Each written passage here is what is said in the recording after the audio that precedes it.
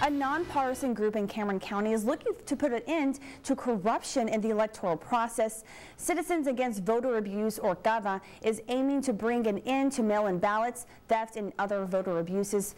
Johnny Cavazos and Mary Helen Flores join us to explain. All right, Johnny, so tell us, what is your organization about?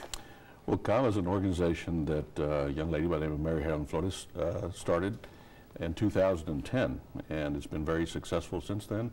And we're very proud of the accomplishments so far.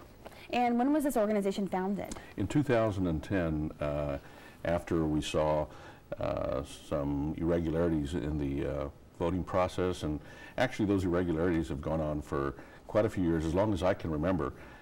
However, they've been progressively getting worse, so we decided to do something about it. And I think the agencies that, the government agencies that run the electoral process and law enforcement process, you know, they need a little bit of help. They needed somebody to come in and give them a different perspective and some inside information as to how this thing was occurring, the voter fraud, and that's where we stepped in.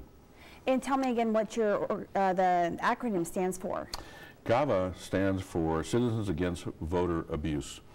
And again, there's many members that volunteer their time, and what they do is during the election time, they poll watch. We watch and report and document any and all potential violations of law and that deal with the election process. And those reports are then given to you know, FBI, the district attorney's office, and law enforcement agencies, so they could take their investigators and take our information that we give them, and they roll with it, and they prosecute and have successfully prosecuted several politiqueras so far with the information that we've provided. And you bring up the next topic, politiqueras. We had some arrests from the last election of politiqueras, giving some voters gum and some other items for their votes, buying their votes. So how big of a problem is this here in the Rio Grande Valley? Well, historically, it's been a huge problem.